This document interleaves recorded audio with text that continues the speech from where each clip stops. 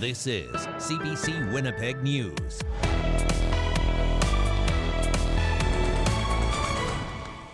Good evening. Thank you for joining us. Changes to the intersection where 17 seniors were killed last summer could also improve some other dangerous intersections in the province.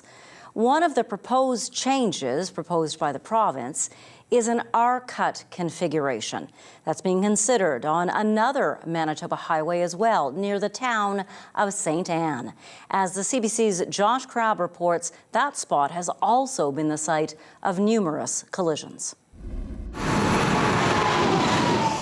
Vehicles zoom past Provincial Road 210 near St. Anne. The intersection with this twin portion of Highway 12 has become a concern for people like Christelle Menag. She lives nearby and drives this road regularly. But if you're not paying attention, it can be dangerous, right? Manitoba Transportation and Infrastructure has already started looking at the safety of this intersection. Their work began before the deadliest highway crash in the province's history on the Trans-Canada Highway near Carberry.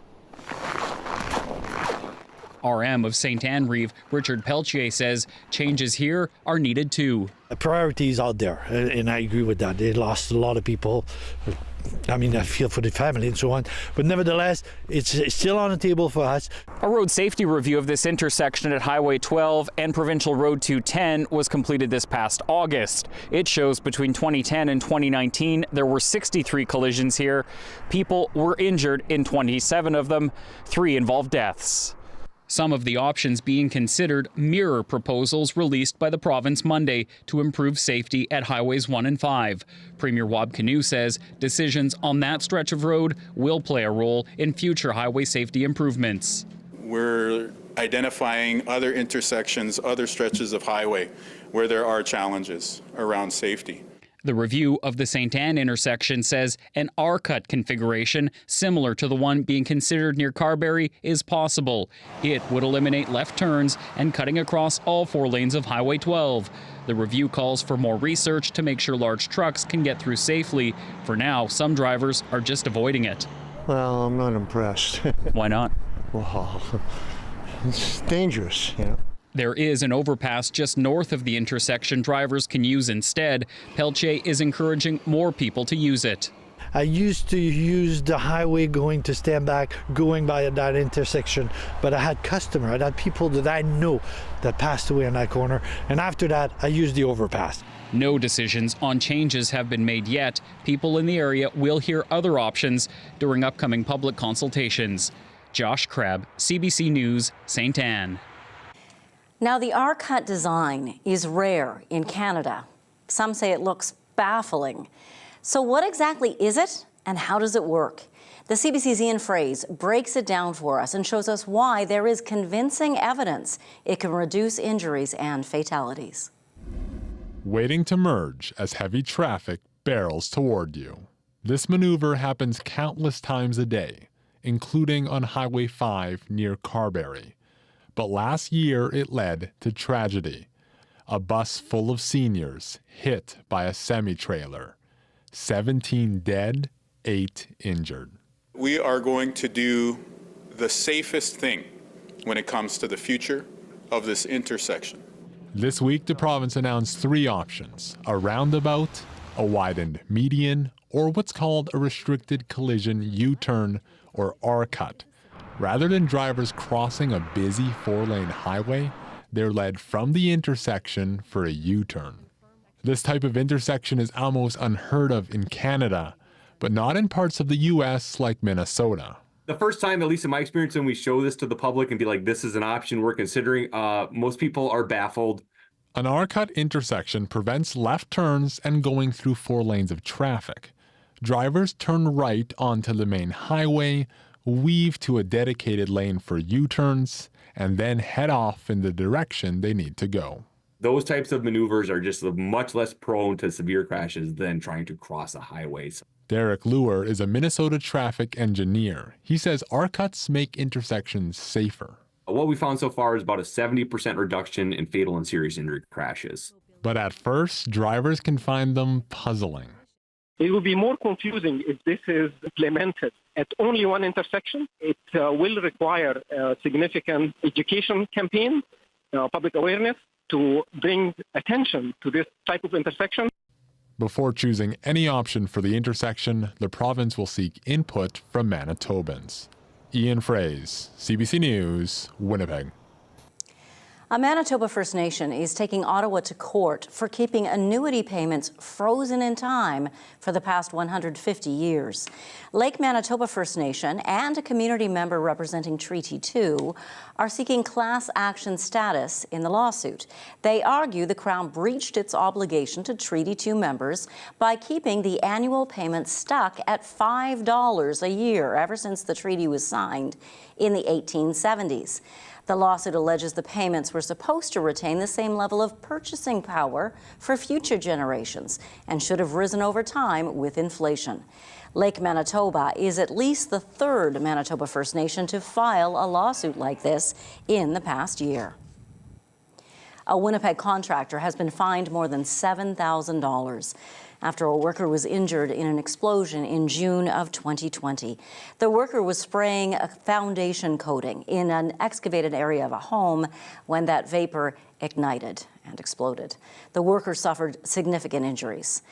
Prairie View Custom Basements pleaded guilty to charges under the Manitoba Workplace Safety and Health Act.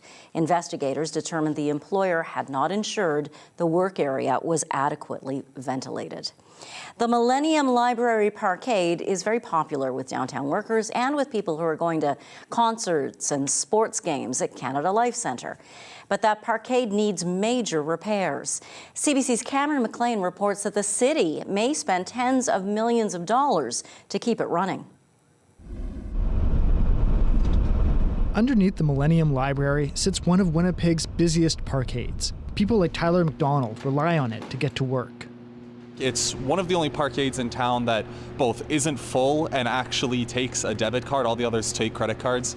Now, a city report is recommending spending $30 million for repairs over the next 7 years, work the city hopes will extend its life for another 25 years. The parkade is actually turning 50 years old this year, so it's 50 years of wear and tear of the salt, erosion from vehicles coming in over the winter time. The city hired a consultant in 2021 to assess the facility. One of the immediate priorities is the concrete slab here on the P1 level. It's deteriorated and needs to be repaired. Also, the electrical and mechanical systems are all original from when the facility was built in 1974 and has passed its useful life. The city considered several options, including selling the parkade, demolishing it, or building a new one. An initial estimate pegged the costs of repairs at $55 million, but a later study revised the price down to $30 million. A price tag Public Works Chair Janice Lukes thinks is worth it. It's a highly used parkade, and it will continue to be a highly used parkade because of the Canada Life facility, because it's downtown, because of the library.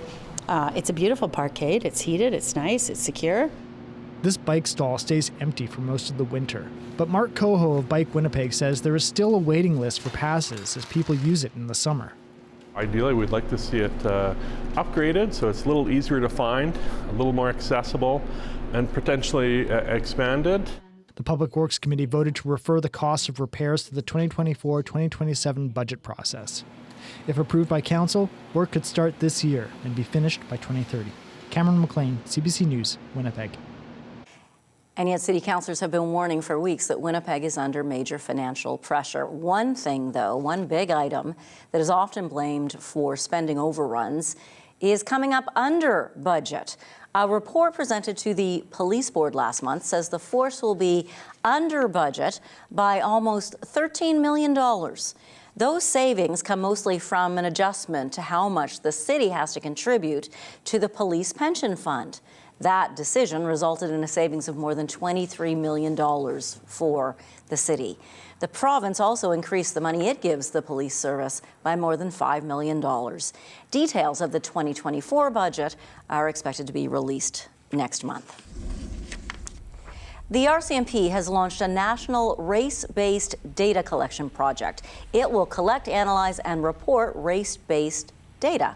The goal is to better understand the experiences of Indigenous, Black, and other racialized people in their dealings with RCMP officers. The The project will look at interactions such as wellness checks and arrests. It will identify differences in policing outcomes for people of different communities. Thompson is one of the Canadian communities where data will be collected. The information will be collected for a year. The findings of this study will be made public. Police have released photos of a suspect after a 64-year-old woman was assaulted while she waited at a bus stop. This happened November 17th in the Garden City area on McPhillip Street. The woman was waiting for her bus when she was pushed from behind and knocked to the ground. Police say she was injured and needed medical attention. The suspect took off with another woman. The man in these images is 6 feet tall, in his 20s, with a thin build. There are winter weather warnings in several parts of the country today, including right here in Manitoba. We're going to get to your forecast in just a couple of minutes. But first, with ice and snow, as you well know, come poor road conditions. CBC News received some expert tips on navigating winter roads, and we thought we'd share them. They're tips for both new and experienced drivers. Winter is a fact of life in Canada, but most of the people actually, even the people who are living in Calgary for long years, they cannot adjust the way of driving in the first day of snowing, and they end up with problems. And on the other hand, we have people coming from out of Canada who never seen the snow in their life, and they have no clue of how to manage this situation. They need to adapt the way how they are driving from the normal driving to the winter driving.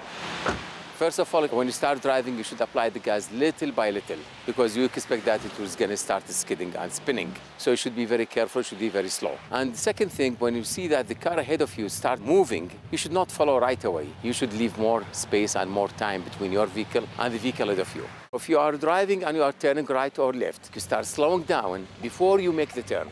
Don't break through the turn. When you are slow enough to make your turn, start turning and don't push the gas until you finish your turn, then apply the gas again gently. Actually, winter tires is very helpful. It has more depth. And more importantly, I think the rubber itself is different. It has been made in a way it will hold and make the traction between the tire and the road itself.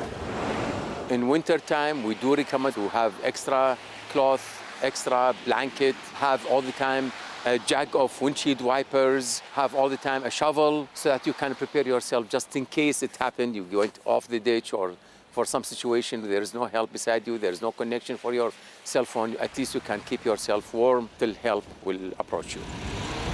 If you have snow in the back and the rear window, how are you going to melt it? There is a specific spot for that. You just hit it. It's a heater for the rear window. It's going to clear your rear window and keep it available for you to see what you have behind you.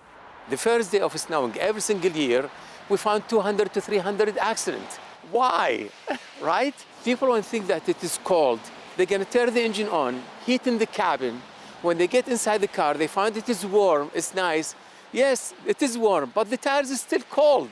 And the roads are still cold. They don't have that enough traction. You need to be very, very slow until you create that heat with your tires, until you create that friction or the traction between the tires and the asphalt.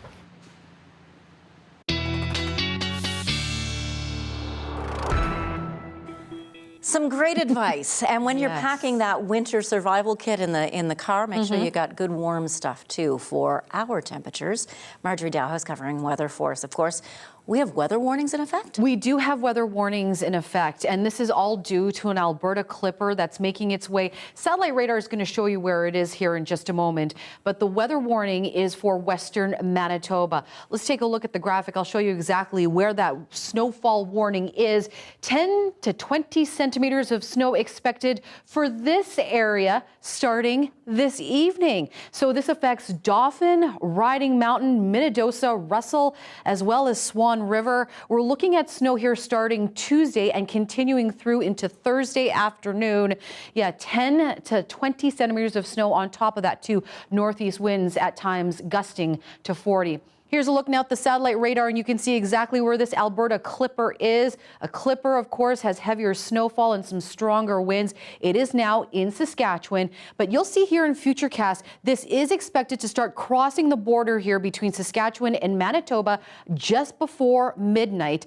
And I'm going to move out of the way here to show you where it's actually going to roll into southwestern Manitoba, Brandon, starting this evening, continuing tomorrow. We will actually see some light flurries tomorrow morning. morning, and then this intensifies into periods of snow late in the morning, continuing through into the afternoon, into the evening. We will continue to see periods of snow on Thursday morning before this system actually clears out on Thursday night. Here's a look at the projected snowfalls here. We're looking at double digits. In the west there, as I mentioned, between 10 to 20 centimeters, 15, 16 projected for Dauphin, 12 centimeters expected for Portage, 19 for Brandon. We're looking at about 6 centimeters here. This is between Tuesday and Thursday afternoon. Right now in Winnipeg, it is a cold one, mainly cloudy right now, minus 17. Wind chill feels like minus 23 right now. We have a light wind out of the east at about 9 kilometers per hour, and the pressure is dropping, last reading at 100.6 kilopascals. It will continue to be cold this evening, a low of minus 20. Wind chill will feel like minus 27 under a mostly cloudy sky. Tomorrow, we could see some light flurries here in the city around 8 o'clock, minus 11, so the temperature is going to warm up just a little bit. We're looking at a daytime high here of minus 9. Periods of snow looking at about 2 centimeters throughout the day. We could see more in the evening, though, anywhere between maybe 5 to 10 more centimeters of snow. It just depends on how intense that Alberta clipper is, but I expect that it will start to break up by the time it moves into southeastern Manitoba. So periods of snow again on Thursday and a high of minus 17. Friday, mix of sun and cloud, but there is the chance of some evening flurries on Friday. Saturday, we're looking at a high of minus 21, but yes, look there again. Periods of snow expected once again here in Winnipeg. I'll have more on your regional forecast coming up, Janet, in just a little bit. Thank you very much, Marjorie. After all that mild weather we had earlier in the winter, normal January stuff coming our way. Might just be enough, though, to want you to hop on a plane. You may be thinking about a warm and sunny vacation. Some travelers, though, can't afford it. They're still financially strapped, certainly after being stranded by Sunwing last winter. Remember that mess? You'll recall the canceled flights, people sleeping in hotel lobbies or in the airport. A year later, some of those travelers say they are still waiting for adequate compensation. Pratish Dayal reports. So what little money I've had over the past year has been dwindling away to the point where now I'm in a crisis. Michelle Johnston has been in debt ever since it cost us $6,000 to stay 8 extra days in the Dominican Republic because she was stranded by Sunwing. When we went to the Dominican, we took my husband's ashes. The trip last winter was supposed to honor her late husband, but then Sunwing flights were cancelled due to both a winter storm and staff shortages. We had no clean clothes. I have several health conditions. I had no medication. Sunwing reimbursed her $500, but she says that's inadequate. She had to buy medication, including $1,200 on one prescription, plus $2,000 on food and clothing. Even her dog back in Saskatoon cost her $500 more for extra days at the kennel. The Canadian Transportation Agency, or CTA, says it received more than 1,200 complaints from Sunwing passengers due to flight disruptions. CBC spoke with dozens of Canadians from coast to coast, still waiting for compensation for their out-of-pocket expenses. Like Johnston, most of them received $500 from the airline. Sunwing says it believes all claims for reasonable out-of-pocket expenses with receipts have been covered. Well, I guess their version of reasonable and my version of reasonable are two completely different things. I don't think doing laundry is unreasonable. I don't think it's reasonable to expect people to wear the same clothes for 2 weeks. We got $500 from Sunwing as the compensation. But for reimbursement of our flight ticket, which was a replacement flight ticket, a return flight, we were not compensated at all. But we hadn't received anything additional for the trial and tribulation of like sleeping in the airport. To seek action, experts say passengers can approach the small claims court or the transportation agency. But the CTA has a backlog of over 63,000 cases. If you put a claim in last year, you won't get heard for another year. So you're out of luck in terms of getting the CTA to hear your appeal of an airline decision not to pay. Somebody's got to force Sunwing to take responsibility. Johnston says even an apology from Sunwing would go a long way. Pratish Dayal, CBC News, Saskatoon. Coming up, bowled over. Why some people are feeling duped by their breakfast cereal. The story after the break. You're watching CBC Winnipeg News.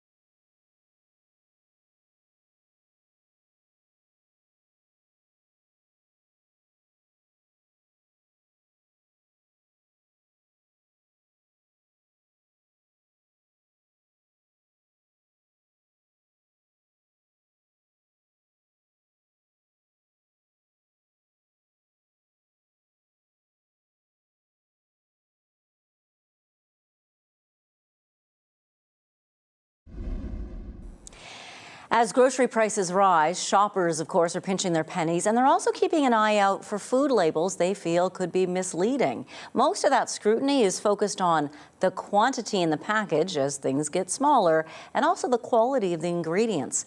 As CBC's Sophia Harris found out, there are also concerns about the accuracy of nutritional information. Ken Bennett was looking for a cereal packed with protein, so he bought Kellogg's Vector. It boasts 13 grams per serving. Vector, high protein. Bennett felt good about his choice until he noticed the fine print. It states the flakes alone contain less than 6 grams of protein, and that advertised 13 grams is the total protein after customers add milk. I felt tricked. I felt duped. With high protein and energy? In Canada, food product labels can't be misleading. Kellogg says this label is compliant because Vector's not a cereal. It's a meal replacement, a ready-to-go meal with specific nutrients that may require added milk. I didn't even see that on the label. That's tucked away in the tiny corner. Legally, everything is exactly, following the rules. Even so, food regulations expert Mary Labbe believes Vector's label is still misleading for the many Canadians who think it's a cereal. It's not sold in the group supermarket with all these, other nutritional meal replacements, these supplements. It's in with the breakfast cereals. Labbe believes as Canadians struggle with rising grocery prices, including for cereal, they've become more concerned over food packaging they deem deceptive. They really feel like they're being misled and they're being cheated out of their hard-earned dollars. Some people also take issue with Kellogg's Mini Wheats Blueberry. It shows pictures of blueberries on the box. What do you think is in this cereal? It's blueberry. But the cereal contains no blueberries. The cereal has blueberries. No, covered. the ingredient doesn't have it. They put only picture. Why they do that? It's deceiving people in a way.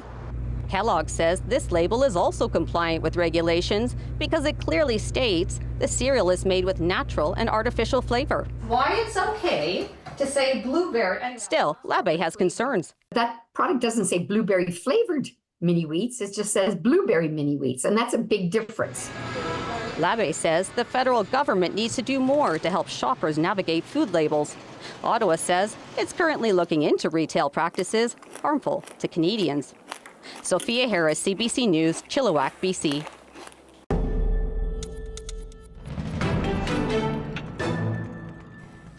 U.S. Secretary of State Antony Blinken is in Israel holding high-level talks over the war in Gaza. He's there on his latest mission to try to rein in the conflict and avoid a greater escalation of the war between Israel and Hamas. This is an incredibly challenging time, I just come, as you know, from a number of countries in the region. I look forward to sharing with you some of what I've heard from colleagues around the region. Earlier today, Blinken met with Israel's Prime Minister Benjamin Netanyahu and also the president. He spent the past 2 days meeting with leaders of Jordan, Qatar, the United Arab Emirates, and Saudi Arabia. The United States has been pressuring Israel to scale down its offensive in Gaza, but the fighting hasn't eased.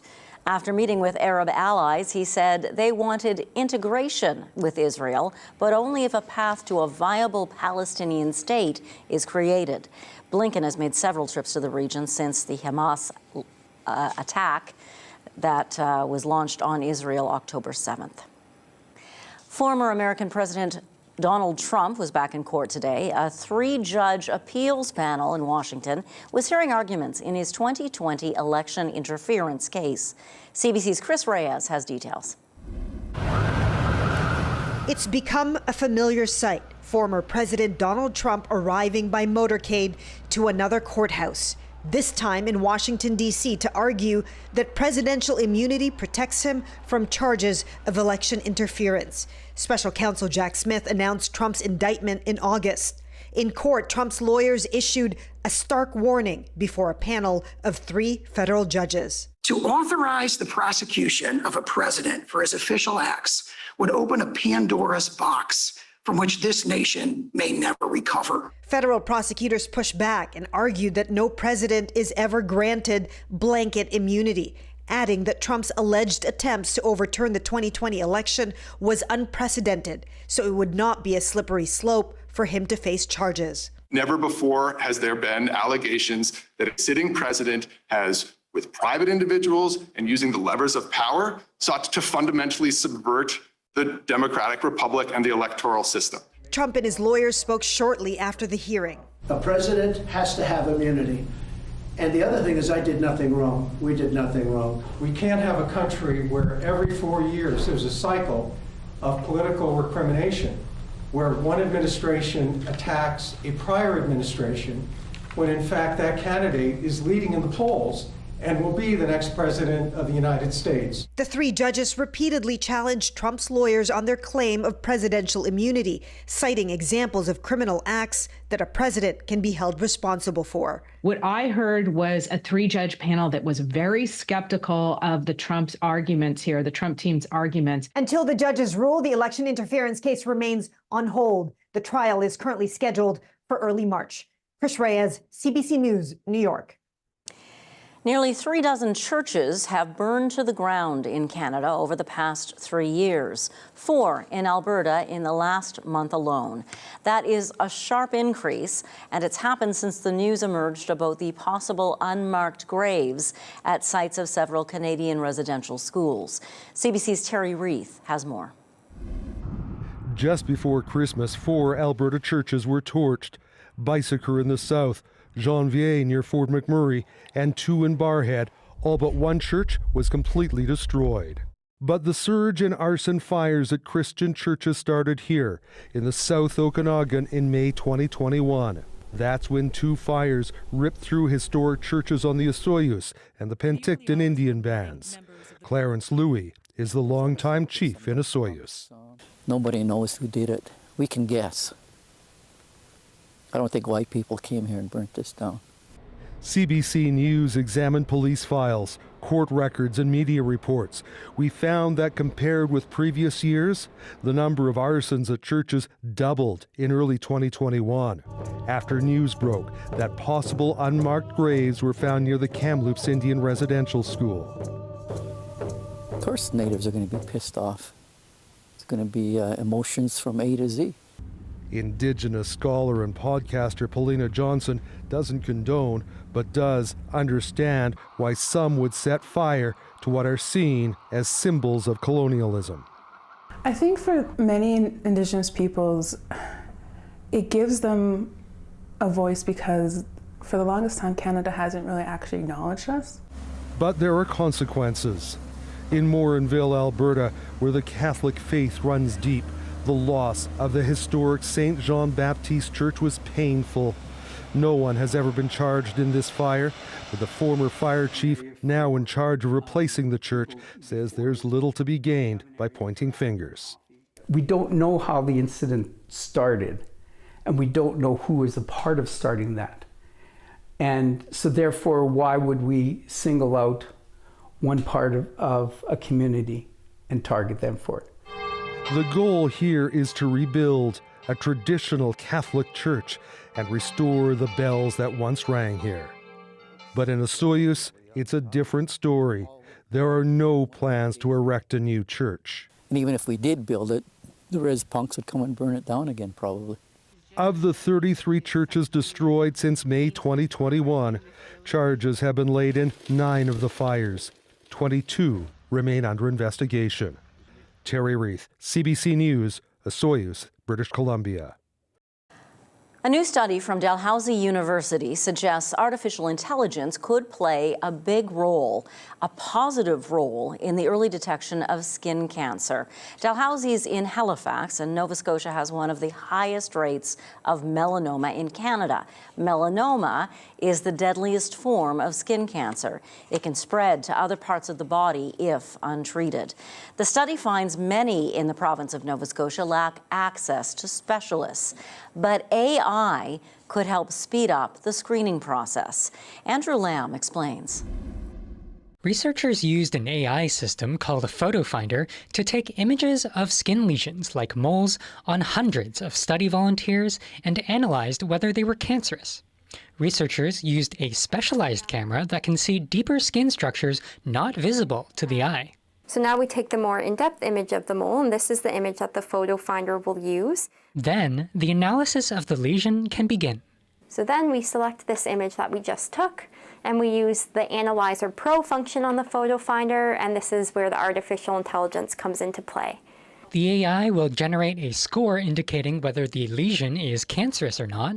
4 dermatologists also analyzed each image without knowing the AI result. The ability for the photo finder to be able to pick up and detect skin cancers like melanoma was comparable and adequate to that of experienced dermatologists. According to the study, Nova Scotians lack access to the healthcare providers needed to examine potentially cancerous lesions. AI could improve that.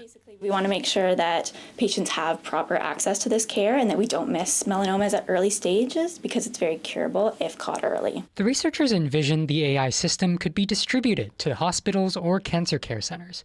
People could book their own appointments. So the entire appointment would only take a few minutes, and you would be able to screen numerous people during the day. It would help alleviate the wait times associated with getting in to see a primary care practitioner or a dermatologist. Dory says the hundreds of people who signed up for the study showed that many want to get tested. People really are concerned about their skin and want access to be able to know that they don't need to be concerned. Early detection of skin cancers could save the healthcare system money in the future. Andrew Lamb, CBC News, Halifax. NASA's current program of missions to the moon is being delayed. Numerous technical problems and concerns for astronaut safety are holding the project back. The Artemis II mission is being moved to September of next year. It was slated for November of this year. It would have sent these 4 astronauts, including Canadian Jeremy Hansen, on a trip around the moon. NASA had hoped the Artemis III mission would land humans on the moon again in 2025. Now it's being delayed until September of 2026. The last people to walk on the moon were members of the Apollo 17 crew in 1972. Fans of the blockbuster hit series The Crown can now get their hands on some of the show's most iconic props. The production company behind the award-winning show is auctioning off costumes, cars, and dozens of other set pieces. We have amazing pieces from all of the key actors and actresses, but some of the ball gowns are incredible. The money is going toward a new scholarship for film students. Diana's so-called revenge dress is expected to go for more than $20,000 Canadian. Her green 1987 XJS Jaguar will also go under the hammer, but the real big-ticket item was that state coach you just saw, the world's only gold state coach replica. It was seen in seasons 3 and 6. That's expected to net up to $85,000. Lots of time to make your bid, by the way. The auction runs from January 11th to February 8th. So you've got time to put the money together for that golden carriage. Marjorie Dowhouse would look good in a golden carriage. She's up next with her look at the Manitoba forecast. You're watching CBC Winnipeg News.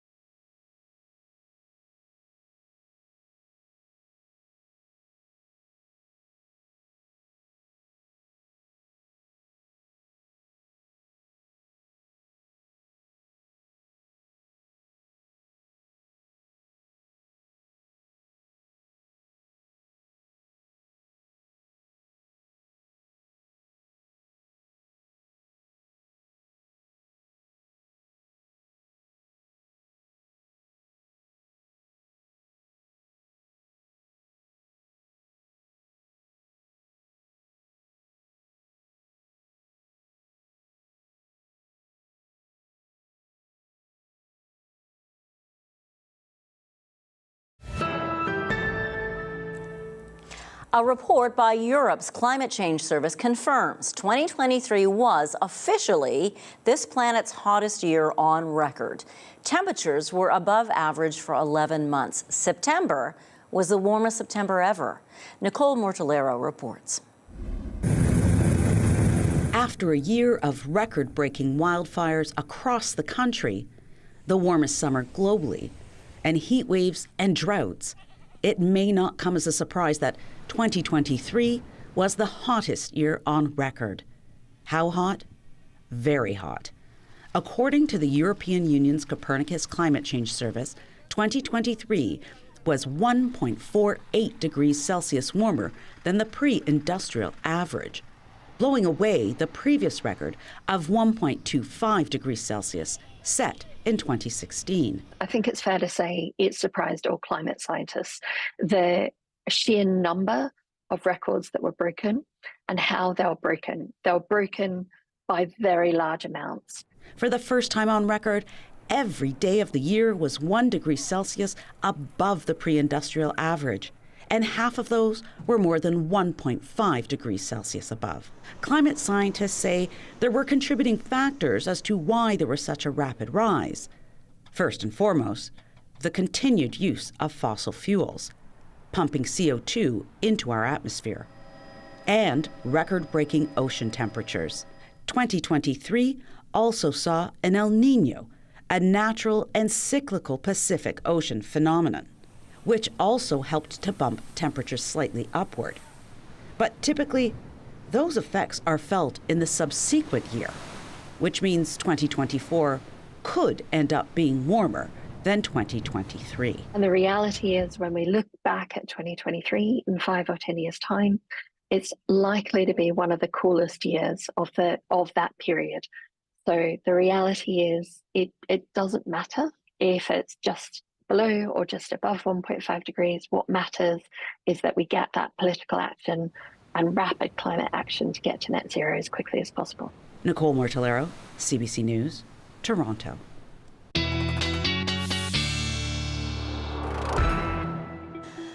Marjorie joins us now to remind us about the extreme weather we have in our province right now. Yeah, we have extreme cold up to the north, risk of frostbite. That's because wind chill values could feel more like -40. So you know what that means? Exposed skin could be at risk of frostbite. So if you're going to be outside, just take care. But we're going to start off with a weather warning that's currently underway here in Manitoba. Snowfall warning in effect for Western Manitoba. That's because we're looking at 10 to 20 centimeters of snow. This is due to an Alberta clipper that's making its way west to east. It should actually start to cross the border between Saskatchewan and Manitoba just before midnight tonight. A look now at some current conditions here in our province. We're under a cloudy sky right now in Winnipeg, -17. We've got a partly cloudy sky right now in Brandon, also at -17, -21 in Dauphin, and you are under a partly cloudy sky. We're seeing snow up north. The Paw and Flin Flon seeing some light snow right now, -16 in the Paw, -18 in Flin Flon. Light snow for you in Thompson at -26. Ice crystals being reported right now in Churchill at -24. A look now at the regional forecast. Starting in northwestern Ontario tonight, you're looking at a chance of flurries overnight here, about a 30 to 40% chance of flurries. Low of -14 in Kenora overnight, -12 in Fort Frances. Southeastern Manitoba, well, we're going to see a mostly cloudy sky here. Looking at -18 in Steinbach, increasing cloud for you. -23 overnight in Gimli, -20 in Winnipeg. That snow starts to move into Swan River and Dauphin, parts of western Manitoba late tonight. 2 to 4 centimeters of snow expected for you overnight. Brandon, you can expect to see some snow starting after midnight, a low of -18. There is the chance of flurries in Portage there, a low of -20, -16 in Morden under a mostly cloudy sky. And we're going to see flurries and snow across the north. 2 to 4 centimeters expected in the Paw, low of -22, 2 centimeters of snow in Flin Flon. Chance of flurries in Thompson. Chance of flurries in Churchill tonight, -25. Again, factor in those wind chill values. Feel closer to -40, so there is the risk of frostbite overnight. Tomorrow, the snow snow continues, looking at 2 to 4 more centimeters in the Paw and Flin Flon, highs around -20. Southwestern Manitoba at times snow heavy in Swan River and Dauphin. 10 to 15 centimeters of snow expected for you. Windy as well. Northeast wind gusting to 40. Highs around -13 and -16. That snow will start to move here into southeastern Manitoba, the Red River Valley by late morning, early afternoon. We're looking at 2 centimeters of snow here in the daytime. High of -9 in Winnipeg. Northwestern Ontario, well, you're looking at a cloudy sky with the exception of Fort Frances, where there is the chance of flurries for you tomorrow. Daytime highs around -7 in Fort Frances, -8 in Kenora. Your extended forecast still ahead. Thank you, Marjorie. Still ahead, the Winnipeg Art Gallery is dropping Ferdinand Eckhart's name from its main entrance hall, website, and other gallery materials. We'll talk about why after the break.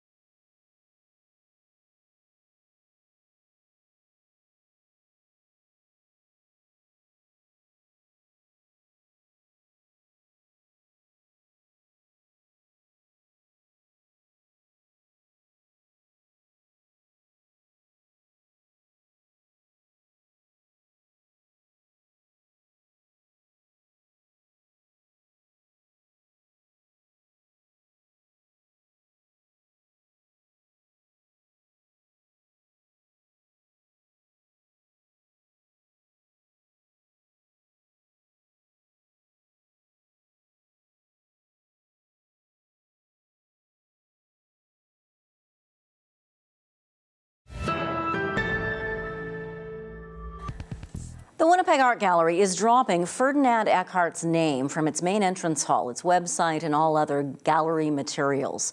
Eckhart was director of the Winnipeg Art Gallery from 1953 to 1974. He and his wife, composer Sophie Carmen Eckhart Gramate, were celebrated figures in the art world. However, Eckhart's legacy is now being reconsidered after the Walrus published an article about his connections with the Nazi regime. I spoke with the author of that article, Conrad Sweatman, this afternoon. Thank you for joining us. Thank you. What role did Ferdinand Eckhart play in the Nazi organization?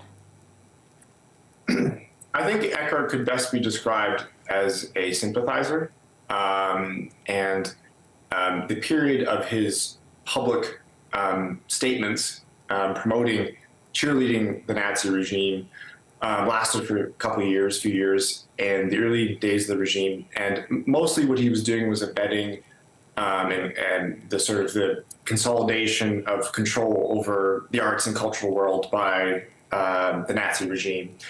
He was promoting arts education that would raise racial consciousness among the so-called German Volk. He was encouraging, that radio and the museum worlds align themselves with the Nazi agenda. And I should just say that his Nazi writings are, they're not as vitriolic as some, but they're consistently aligned or appearing in Nazi journals and promote Nazi causes. Where did you find his writings? Well, Eckhart had always sort of been, for years, had been actually kind of like a footnote or a marginal figure in Nazi cultural history. And you can find the works of his cited in various scholarly works. But it wasn't, I think, until 2018 that a German historian had drawn the connection between that Eckhart and the Eckhart from the Winnipeg Art Gallery, and had written a profile of him and included a more robust summary of his scholarly writings. And I've been in touch with this academic, and I decided to sort of see what I could do in probing local archives, and found that within a lot of documents from his estate, personal letters and memoirs and articles that he kept that have just become part of the Manitoba Archives, just been absorbed in the Manitoba Archives, he leaves behind a trail of documents that confirm and actually expand on what this German academic was saying. We're showing some images of from the University of Manitoba where they have blocked out his name, the Eckhart Grammatik name on their library, I believe, an arts library. How do you think Winnipeg should react to this history? Well, I mean, I think it's,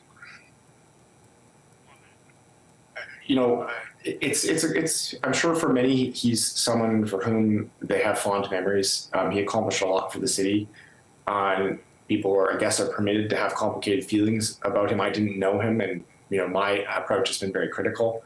But, I just think where forays into Nazi politics are concerned, especially when we're dealing with prominent public figures, that have things named after them, and in his case, a lot of things named after his wife, transparency is due, and it's just a matter of sort of setting the record straight. And so, as to whether or not people want to rename things that were named after him or his wife, I kind of leave that to others. But I'm glad that there is at least more transparency about this, just because, no one wants to live in the dark about these sorts of things. I just think shed light on it. Was he involved in the looting of art from Jewish homes and institutions? That's certainly a complicated matter deserving more research, but I think it's a question worth asking. I mean, it's always a question worth asking when you're dealing with so-called degenerate modernist art, the kind of stuff that was heavily looted within the Nazi regime. There's always a lot of scrutiny on it, and that's a large part of Eckhart's collection was art of that nature. It was the stuff that was heavily targeted for looting, and now that we know about his Nazi ties, it's worth asking. And, with Eckhart's collection having ended up being donated to museums across Canada, America, and Germany, I think it's worth raising the question as to whether or not anything was looted. And I certainly don't point fingers and say that it was, and I've been impressed with the WAG's response, the most recent WAG response to all of this. And, we're kind of assuming that people are moving forward in the spirit of good faith, but I'm glad the question is being raised. Conrad Sweatman, thank you for your time today. Thank you. Marge has your 7-day forecast, and your daily lift is still ahead. Stay with us.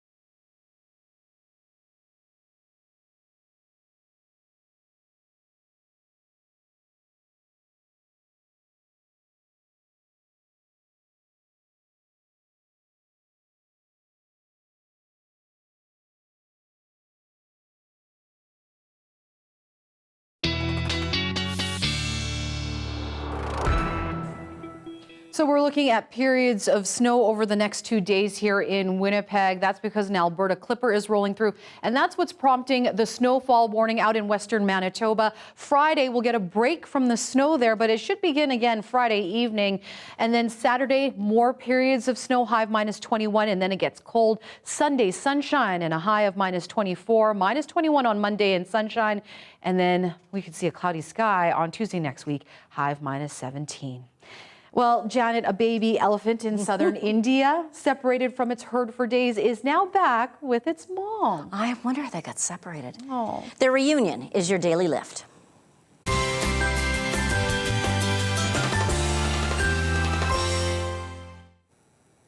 Wildlife officials say they found the calf alone roaming this private estate. So they located its herd, then drove the baby elephant back to its family in that truck, coaxing it along, crossing a river, taking a drink, of course. The wildlife officials say they washed the calf to try to get rid of the human scent, also smeared it with mud for good measure, and there is mom and baby reunited, relaxing in a forest clearing. The baby is between Mummy's legs, if you can see. That's drone footage. Oh my God. Like right under her chin. So cute. Glad to see that they're reunited. It was really sweet. Yes, it It was really cute. Thank you for being with us tonight. We'll see you tonight at 11 and tomorrow at 6. Good night.